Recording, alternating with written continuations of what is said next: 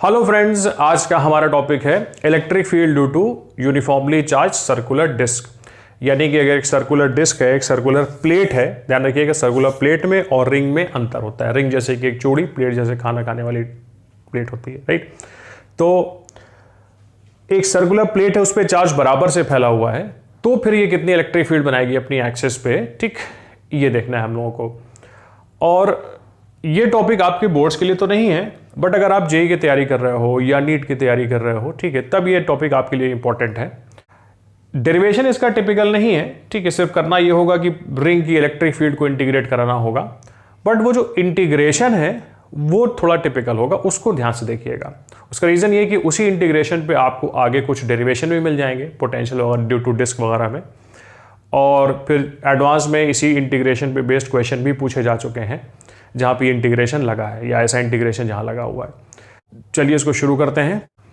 यहाँ पर हमारे सामने एक सर्कुलर डिस्क है जिसका रेडियस a है और ये उसका सेंटर है, ये लाइन उसकी एक्सिस है, और एक्सिस पर सेंटर से x डिस्टेंस पर हमें इलेक्ट्रिक फील्ड पता करनी है।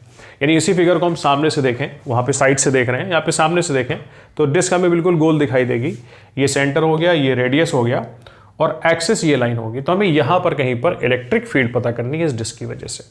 यहां पर एक नया टर्म आएगा सरफेस चार्ज डेंसिटी, जिसका मतलब होगा चार्ज पर यूनिट एरिया, यानी कि पर सेंटीमीटर स्क्वायर या पर मीटर स्क्वायर कितना चार्ज होगा, क्योंकि हम देख रहे हैं कि यहां पर चार्ज एक एरिया पे फैला हुआ है, राइट।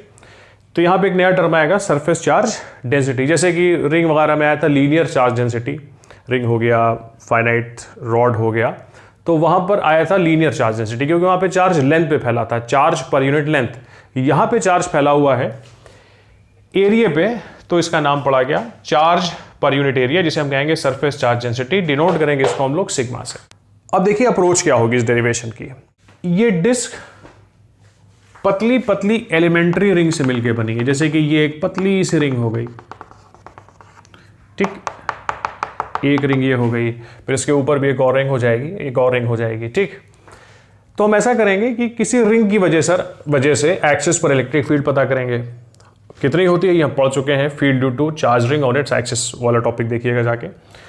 तो वहां पर हम पढ़ चुके हैं कि रिंग की कितनी इलेक्ट्रिक फील्ड होती है और किधर होती है, एक्सिस के अलॉन्ग होती है। तो जैसे इस रिंग की फील्ड एक्सिस के अलॉन्ग है, तो बाकी जितनी भी हम रिंग लेंगे एलिमेंट्री रिंग्स पतली पतली, इन सब की फील्ड इधर ही होगी। तो नेट फील्ड निकालने के लिए हमें रिंग की फील्ड को इंटीग्रेट कराना पड़ेगा। तो पहले हम चूज करेंगे एक एलिमेंट्री रिंग। तो एलिमेंट्री रिंग ऐसी होगी कुछ, एक रेडियस स्मॉल आर की एक पतली सी, देखिए हम लोगों ने रिंग ली, रेडियस आर है, कुछ इसकी थिकनेस होगी, ठीक, और थिकनेस हो गई इसकी डी आर, यानी कहने का मतलब आर तो थोड़ा सा और डी आर। इस पे कुछ चार्ज होगा, मान लेते हैं कि इस पे चार्ज है डी क्यू, यानी इस एलिमेंट्री रिंग पे जो चार्ज है वो डी क्यू है। यानी सामने से देखेंगे तो ये फिगर है, ये रिंग हो गई रेडियस आर की और इसका थिकनेस हो गया डी आर। इस पे चार्ज जो है इस रीजन में, इस पतले इस रीजन में, वो डी क्यू के बराबर है। तो इसकी जो इलेक्ट्रिक फील्ड होगी इस एलिमेंट्री रिंग की, वो होगी k d q x upon r square plus x square whole power 3/2।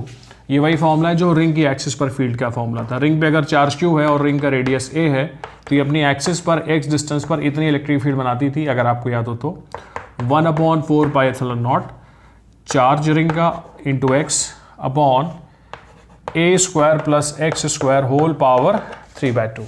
तो देखिए यहाँ पे 1/4πε0 की जगह पे k आ गया, इस पे चार्ज है q और इस एलिमेंट्री रिंग पे थोड़ा सा चार्ज है, पूरी डिस्क का थोड़ा सा चार्ज है dq, तो dq हो गया चार्ज, फिर x हो गया। यहाँ पर जो रिंग है इसका रेडियस a है और यहाँ पर जो एलिमेंट्री रिंग है इसका रेडियस स्मॉल r है, तो ये आ गया। तो ये मिली हम लोग को field due to an elementary ring of radius r and thickness, इस रिंग की जो थिकनेस है थोड़ी सी है, थिकनेस डी आर। तो हम लोगों को एक एलिमेंट्री रिंग की फील्ड पता चल गई। अब जितनी भी एलिमेंट्री रिंग होंगी इससे बड़ी होंगी, इस वाली से बड़ी भी होंगी, इससे छोटी भी होंगी। इस वाली फिगर में एक छोटी रिंग हो गई, फिर एक बड़ी रिंग हो गई, ठीक। जितनी भी एलिमेंट्री रिंग होगी ये सब के सब फील्ड एक ही डायरेक्शन बनाएंगी, एक्सिस पर अवे, पॉजिटिव चार्ज है। तो इस वजह से नेट फील्ड निकालने के लिए हमें इंटीग्रेट करना पड़ेगा, सबकी फील्ड को ऐड कर देना पड़ेगा। तो therefore net field is equal to integration of d जो नी की k d q x upon x square, sorry r square plus x square whole power 3/2। यानी कि अब बारी है इस इंटीग्रेशन की। यही थोड़ा सा टिपिकल है, इसी को ध्यान से देखिएगा तो हो जाएगा। तो इसको नोट कर लीजिए पॉज करके वीडियो को, क्योंकि अभी कैलकुलेशन थोड़ा ज़्यादा करना पड़ेगा, तो हमें इसको रब करना है। तो जो नेट फील्ड आई वो ये आ गई, is equal to integration k d q x upon r square plus x square whole power 3/2। इस इक्वेशन नंबर 1 के।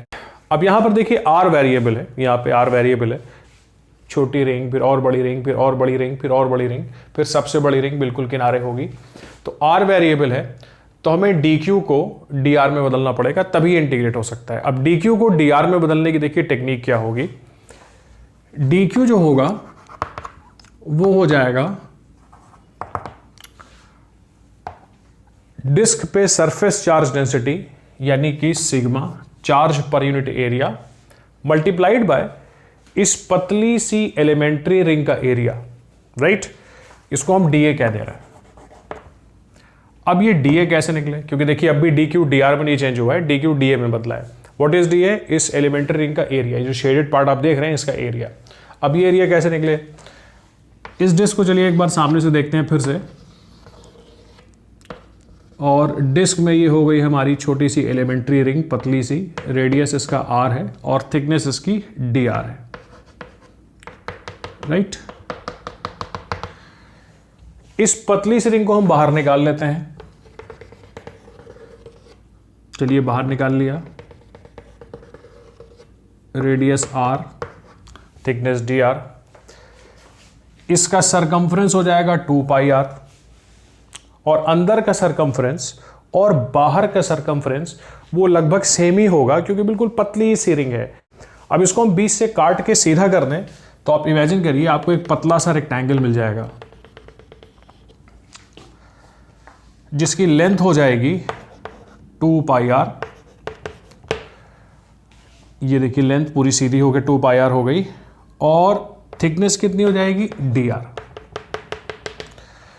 तो अगर आपको इसका एरिया निकालना हुआ, ठीक, डी ए, तो वो हो जाएगा 2 पाई आर डी आर। तो इसको ध्यान रखिएगा, ये बड़ी यूजफुल चीज़ है, कई जगह काम आएगी, कि एक एलिमेंट्री रिंग का जो एरिया होगा वो इतना हो जाएगा 2 पाई आर डी आर। कैसे निकाला, ठीक, ध्यान से देख लीजिए।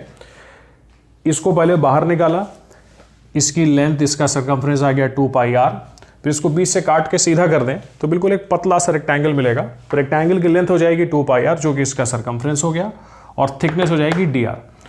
तो डी ए ये मिल गया। अब डी ए को उठा के यहाँ पर रख देंगे हम लोग, तो मिल जाएगा सिग्मा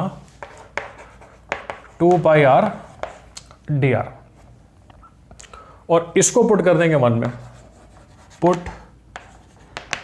इन 1। तो 1 में रखने पे हमें मिलेगा इज इक्वल टू इंटीग्रेशन के एक्स भी कांस्टेंट है, ध्यान रखिएगा, ये डिस्टेंस फिक्स है, वैरी जो कर रहा है वो अलग अलग एलिमेंट्री रिंग का रेडियस वैरी कर रहा है। तो एक्स भी बाहर आ गया, डी क्यू हो जाएगा sigma 2 pi r d r upon r square plus x square whole power 3/2। तो E is equal to k, sigma बाहर आएगा, 2 पाई बाहर आएगा, x पहले से है, integration r d r upon r square plus x square whole power 3/2। और r जो वेरिएबल है इसकी रेंज 0 से लेके a के बराबर। कहने का मतलब ढेर सारी एलिमेंट्री रिंग्स हैं, सबसे छोटी वाली तो 0 रेडियस की होगी, फिर रेडियस बढ़ते बढ़ते इन एलिमेंट्री रिंग्स का डिस्क के रेडियस के बराबर हो जाएगा। तो जो r वेरिएबल है उसकी लिमिट 0 से लेके a तक हो गई। अब यहाँ पे मेन काम आता है इंटीग्रेशन का कि ये टर्म कैसे इंटीग्रेट होगा, राइट। इसे चलिए हम लिख देते हैं इक्वेशन नंबर 2 और इसको अलग से इंटीग्रेट कराएंगे। इसकी टेक्निक ध्यान रखिएगा, जो लोग 12th कर चुके हैं उन्होंने इंटीग्रेशन में पढ़ा होगा, इंटीग्रेशन बाय सब्स्टिट्यूशन उस मेथड से होगा, और जो अभी 12th में गए हैं उन्होंने अभी नहीं पढ़ा होगा तो वो इसको ध्यान से देखें तो उनको भी ये क्लियर हो जाएगा कि कैसे इंटीग्रेट हो रहा है ये। Now integration r d r upon r square plus x square whole power 3/2 0 से लेके a। अब इसे इंटीग्रेट कराने के लिए एक सब्स्टिट्यूशन करेंगे हम लोग, let u is equal to r square plus x square. Therefore ये टेक्निक है इंटीग्रेट कराने की, ठीक है, तो आपको ध्यान में रखना ही पड़ेगा। तो du by d r is equal to 2r, x देखिए कांस्टेंट है, x इज फिक्स्ड, चाहे छोटी रिंग हो चाहे बड़ी रिंग हो, एलिमेंट्री रिंग, सबसे डिस्टेंस क्या रहेगा, फिक्स रहेगा, रेडियस वेरी करता रहेगा, तो r वेरिएबल है, x कांस्टेंट है तो डिफरेंशियल 0 हो जाएगा। This implies r dr is equal to du by 2। तो इसको हम लोग इसमें रख देंगे, इसको 3 कह देते हैं, पुट इन 3। तो देखिए हमें मिलेगा we get integration of r d r की जगह पे आ गया du बाई 2,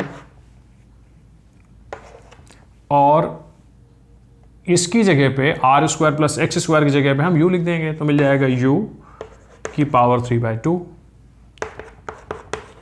तो 1/2 बाहर निकल जाएगा, आया इंटीग्रेशन u की पावर -3/2 du, और इसका इंटीग्रेशन का फॉर्मूला हमारे पास है, ये जो फॉर्मूला हमने पढ़ा था, x की पावर n dx, ये बराबर होता है x की पावर n+1 अपॉन n+1। तो उसी फॉर्मूले से इसको एक्सपैंड करेंगे तो हमें मिलेगा 1/2, ये आएगा u की पावर -3/2 + 1 अपॉन -3/2 + 1। अब -3/2 + 1 ये हो जाएगा हमारा -1/2, यहाँ पर भी क्या हो जाएगा -1/2, ये 2 और 2 क्या हो जाएगा, कैंसिल, तो मिलेगा -1 अपॉन, ये u नीचे जा जाएगा, u की पावर 1/2, जिसे हम लिख देंगे √u। क्लियर, यानी कि इसका जो इंटीग्रेशन हुआ वो ये आ गया। अब हम लोग लास्ट में u की वैल्यू पुट कर देंगे, ठीक, तो ये आ जाएगा -1 अपॉन √ u की क्या वैल्यू है, r square plus x square. तो फाइनली हमें पता चल गया कि इसका इंटीग्रेशन इतना आएगा इस सब्स्टिट्यूशन को कराने के बाद। अब इसमें लिमिट्स रखना होगा हम लोगों को, तो देयरफॉर देखिए क्या मिला हम लोग को, integration r d r bracket में r square plus x square whole power 3/2, ये सब कुछ कर करा के हमें मिला 0 से लेके, ये भी लिमिट भी है, ये आया -1 upon r square plus x square 0 से लेके a तक, √ भी है इसमें, फिर upper limit minus lower limit, तो ये मिल जाएगा हम लोगों को बॉक्स ब्रैकेट, माइनस साइन बाहर ले लेते हैं, तो यह आ जाएगा 1 upon √a square plus x square -1 upon √0 square plus x square, तो बचेगा एक्स स्क्वायर, और रूट हटा देंगे तो ये बचेगा x, और फिर माइनस साइन अंदर कर देंगे तो ये आ जाएगा 1 upon x minus 1 upon √a square plus x square. तो ये तो इंटीग्रेशन आ गया, राइट। अब इसी इंटीग्रेशन की वैल्यू आके उठा के यहाँ पे रख देंगे, हमें आंसर मिल जाए। तो इस इंटीग्रेशन को रखने पे मिलेगा e is equal to 2π x sigma k, और ये पूरा इंटीग्रेशन अभी देखा हम लोगों ने कितना आया, ये आया box bracket 1 upon x minus 1 upon √a square plus x square, x common लेके बाहर निकाल लें तो ये आ जाएगा 2π sigma k 1 minus x upon √a square plus x square, x बाहर लेके x के साथ कैंसिल हो गया, फिर एक x यहाँ पे आ गया, राइट। अब एक्सप्रेशन थोड़ा सिंपल करने के लिए हम लोग k की वैल्यू रख देंगे, थोड़ा सिंपल हो जाएगा। तो E is equal to pi sigma, क्या होता है 1/4 pi epsilon not 1 minus x upon under root a square plus x square, और finally we get this answer is equal to sigma by 2 epsilon not 1 minus x upon under root a square plus x square. So this is your electric field on axis of uniformly charged circular disk. तो derivation थोड़ा इसका लंबा था but मुश्किल नहीं था, बस वही इंटीग्रेशन वाली जो स्टेप है उसी को आपको ध्यान से देखना है। और dA को जो हमने बदला था dr के टर्म्स में, कि जो पतली सी एलिमेंट्री रिंग का जो एरिया था वो था 2 पाई r dr, ठीक है, वो कैसे आया वो ध्यान में रखना ज़रूरी है। अब इसके स्पेशल केस ले लेते हैं। तो यह है हमारा फॉर्मूला चार्ज्ड डिस्क का, और अब हम इसमें स्पेशल केसेस देखने जा रहे हैं। पहला स्पेशल केस है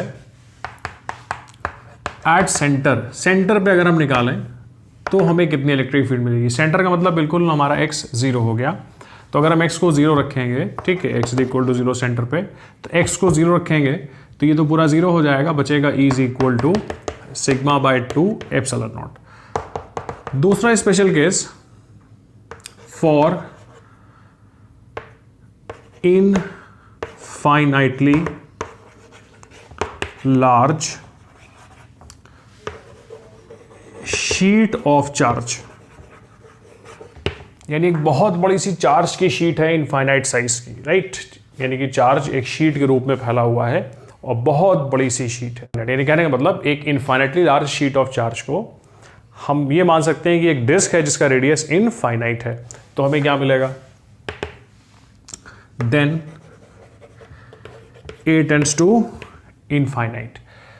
तो रेडियस इनफाइनाइट हो गया तो डिस्क बड़े होते होते बिल्कुल एक बहुत बड़ी सी शीट के फॉर्म में आ गई, और जब शीट के फॉर्म में आ गई तो इलेक्ट्रिक फील्ड कितनी मिलेगी, A को इनफाइनाइट रखिएगा तो इलेक्ट्रिक फील्ड इतनी आ जाएगी। देखिए A इनफाइनाइट होगा तो ये 0 हो जाएगा और इलेक्ट्रिक फील्ड फिर से वही मिल जाएगी, E is equal to sigma by 2 epsilon not.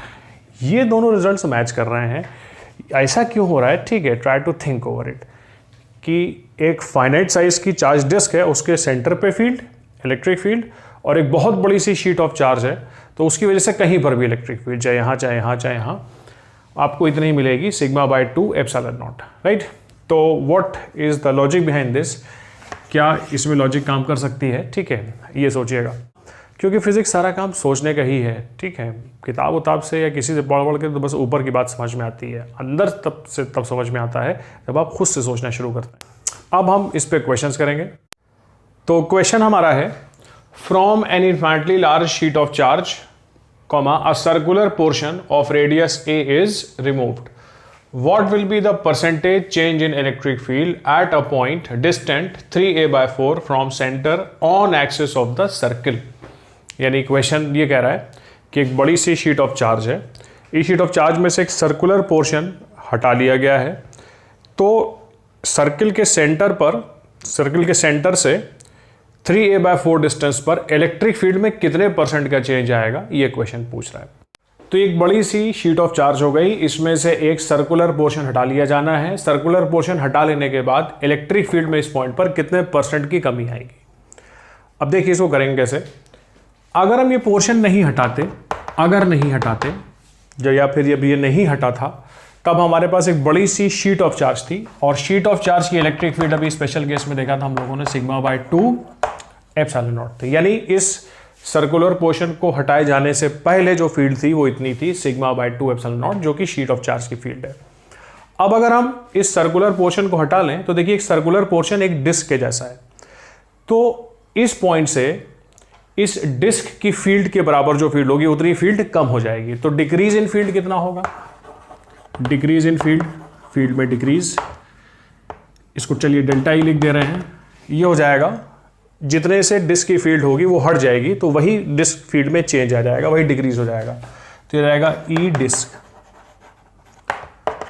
तो डिस्क की फील्ड कितनी, sigma by 2 epsilon not 1 minus x upon under root disc के रेडियस का स्क्वायर प्लस एक्स स्क्वायर, तो sigma by 2 epsilon not 1 minus x कितना है 3a/4,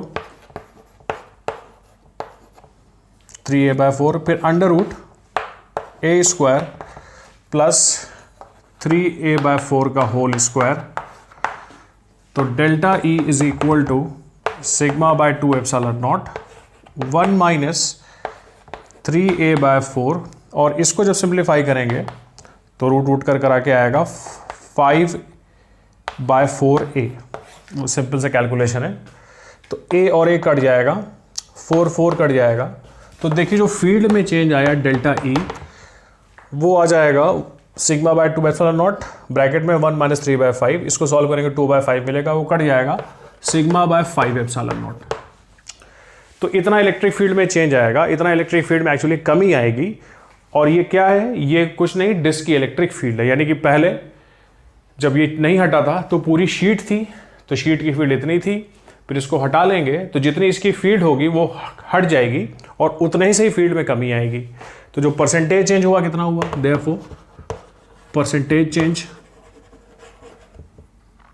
वो आप निकाल सकते हैं, change σ/5 epsilon not upon original, यानी जब ये नहीं हटा था तब की फील्ड, तब तो शीट की फील्ड थी, σ/2 एप्सिलॉन नॉट इनटू 100।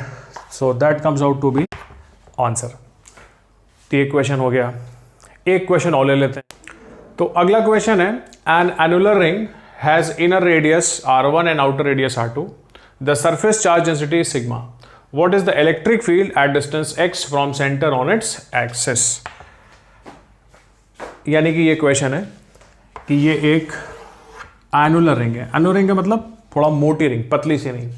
इसका इनर रेडियस r1 है, इसका आउटर रेडियस r2 है, और इस पे सरफेस चार्ज डेंसिटी सिग्मा है। और क्वेश्चन पूछ रहा है कि इसकी एक्सिस पर सेंटर से x डिस्टेंस पर कितनी इलेक्ट्रिक फील्ड होगी। यहां पर भी वही काम करना होगा। इस पूरी बड़ी सी सर्कुलर डिस्क में से आपको इस छोटी सर्कुलर डिस्क की फील्ड हटा देनी होगी, तो आपको इतने पोर्शन की फील्ड मिलेगी जो कि एक एनुलर रिंग है। तो बड़े से पोर्शन की डिस्क कितनी होगी, इसको हम E2 कहते हैं, बड़े वाली डिस्क की। ये हो जाएगी σ/2 epsilon not 1 minus x upon under root r2² plus x²। और छोटे वाले पोर्शन पे भी मान लें अगर चार्ज है तो इसकी जो फील्ड होगी E1, ये हो जाएगी σ/2 epsilon not 1 minus x upon under root r1² plus x²।